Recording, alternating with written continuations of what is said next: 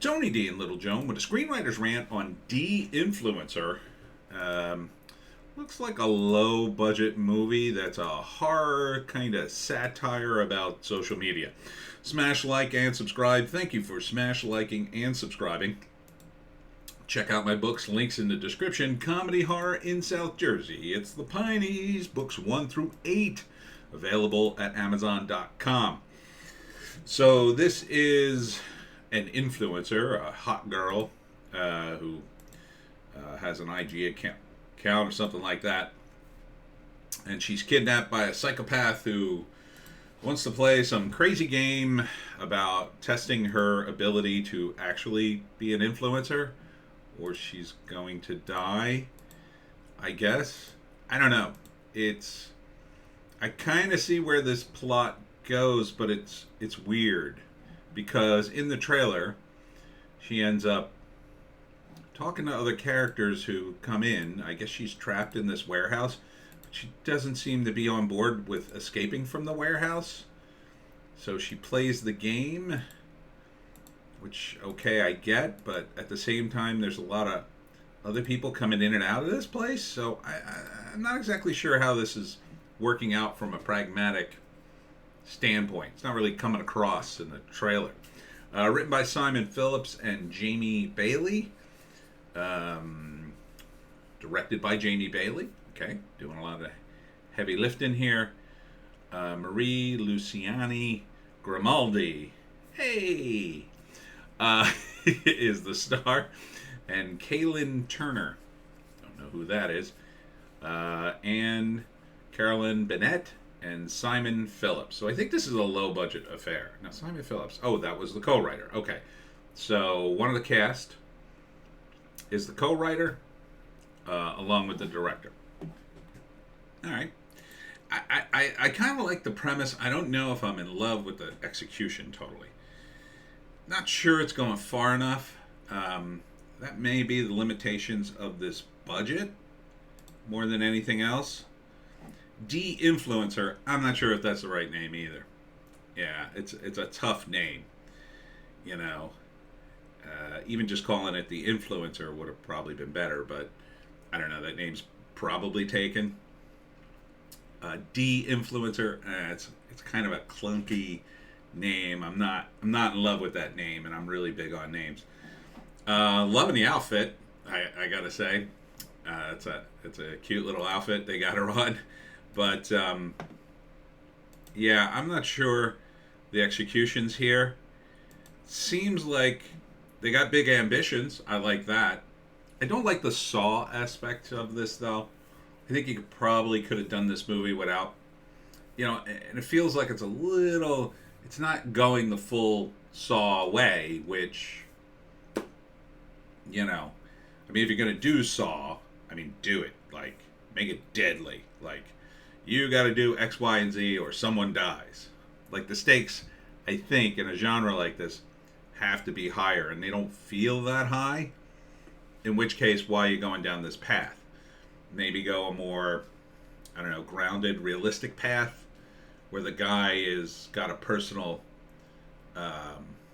feels personally slighted. Like, I could see this movie working if this is, and maybe this is the plot. I'm not quite getting it all from the trailer, but, if it was an OnlyFans woman who drained a guy of his money and he lost everything, right? Like, maybe he's married and, yeah, it's totally his fault, but because he spent so much money, he got divorced, he lost his job, he owes all this, and his life just crumbled, and he blames her. Like, that, to me, would work. Or even if it wasn't her, it was another OnlyFans, and now he's targeting OnlyFans women for his sick, revenge. Something like that. I mean, you can tone it down for the IG girls, the Instagram girls, I guess. But I don't know. Maybe it's just a bad cut of the trailer. I'm not feeling it. I mean, it's not coming together for me in this trailer. I don't know why. I could kind of see what you're doing. I kind of see the story. The story, it's a horror satire about social media and how, it twists people and warp people. And she's partly to blame. He's partly to blame. Like everybody to a certain extent. Society's partly to blame. So it's a good, it's a good thing to put in this because it's about everybody's got a little blame here, right? So you're pulling it apart and examining it, but it doesn't. I'm not seeing the sharpness to it. I'm not seeing the detail here. Now maybe the cut of the trailer, but it's also not the other way. Like the other way to do this would just be, oh, this is the vehicle, just go nuts, hot chicks, crazy contraptions, murdering people left and right, blood and gore. Like you go that way with it. It's not very cerebral at all.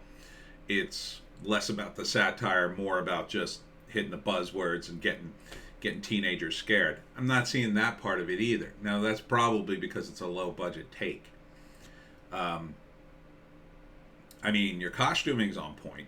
I think the costuming's on point. I think I'd be interested to know if this character already wore this outfit or he picked it for her and like put her in it. I think that would make a huge difference in terms of the plot. And and it to me, it also would have made more sense in a low budget affair if he had many victims, right? Like she was the first victim and they show her. I think it's a different girl, right? Looks like the same girl. Like he had many victims, killed a bunch of them, and now he's up to the current victim, who's the one that's going to turn the tables on him. Like something like that. And maybe that's in there, but I'm not seeing it here. I'm seeing a lot of people like drift in with this is the absolute wrong body language for this scenario to me. It's absolute wrong body language. Like, this isn't like, oh my God, you're trapped in this gross warehouse. What the hell happened? This is like, hey, what's up? Oh, you hanging out in your warehouse? Like, what? It's a wrong body language. Like, isn't this where this woman's in a crazy cheerleader outfit, doing stuff in front of the cameras? If she, and the indication in the trailer is she knows her. So if you know this woman, does she normally hang out in this crazy place? Is this her normal hangout that this guy's invaded? I don't think so. It feels more like she was taken here, but maybe not. I don't know. This could be a ship. Yeah, it kind of looks like a ship dealy, right? It's got sort of like a deck floor and the stairs are an indication, but it could be a warehouse. There's an engine here. I mean, it could be a warehouse. I don't know. But it's just, I don't know. There's something off about this. Something not quite right. Same thing with this woman. It's like, she does not look like she looks worried. This woman doesn't look worried. Is she in on it? I mean, if she's in on it, okay, yeah, all right. But the indication in the trailer is she's not. So I don't know. It's a confusing trailer. I don't think it's gonna work. I'm sorry. I want to like it. Because it's satire on social media, and I think it's well needed. I mean, good try. I mean, you're in the ballpark of something good, I think. Maybe you just had a bad cut of the trailer. I don't know. So if I had to guess this movie, based on what I'm seeing here, the first act, you establish this girl and she's online posting sexy pictures of herself, and maybe she's tempting young men to give her money and being kind of a jerk. Again, if you had gone the full length, like a hardcore OnlyFans girl who's just like sucking the money out of these desperate guys, like, I think that would have been stronger. Now maybe she is. I'm not seeing it in the trailer. So she does that, and then one day she something happens and she wakes up in this horrible warehouse, and now do you want to play a game, right? So second act, she starts playing this. She fights him, and then she realizes she got to play the game. She tries to get out. She didn't get out, and then at some point, these other women show up during the course of the movie, and here she is doing one of the stunts. But they kind of only show this one little stunt here in front of the green screen, pouring water on herself, taking off her skirt. I mean, to me, it should be more, right? Now, granted, you can't make this thing X-rated, and obviously, if it was an OnlyFans girl, it'd be like super X-rated. But, you know, you'd have to do more stuff.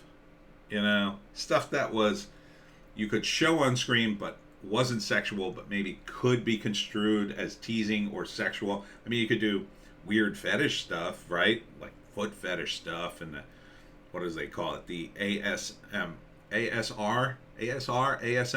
that stuff with the near the microphone going, that kind of crap. You know, and then this other woman again, wrong body language. Are all the people in on it? And then there's a guy who shows up at some point.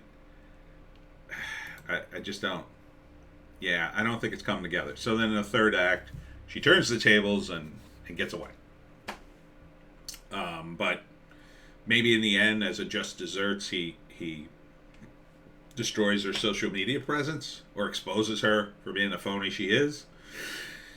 So, I mean, I'm sorry to be so hard on it. I really want to like this movie. I really do. It's just, I don't know. Maybe it just needs another edit of the trailer. Maybe you're just showing me the wrong scenes. Anyhow, that's my evaluation of this movie. It's called The Deinfluencer. Something or see, what are you doing to me? I don't know what that says. I can't say it because YouTube and their stupid wacky things. I guess I can't read it. Let me see if I can read it doing it this way. Something or die trying. Trend or die trying. That's what it says. That's good. That's a good tagline. Trend or die trying. I like it. But I don't know. Man, it's like they're so close with this movie. This could be really good. This could be really good and really a biting satire about the whole social media thing, but I'm feeling like it's missing the mark. Anyhow, enough of that. That's me, Tony D. Little Joan. Check us out on Odysee, Bitchute, and Rumble. I'm just about to update my book tour. The link is also in the description. I just added some dates for June. Had a very productive day talking to the bookstores. My next signing is at the Medford Arts Festival on April 30th. That's this Saturday in Medford, New Jersey. Check me out, and we'll see you next time.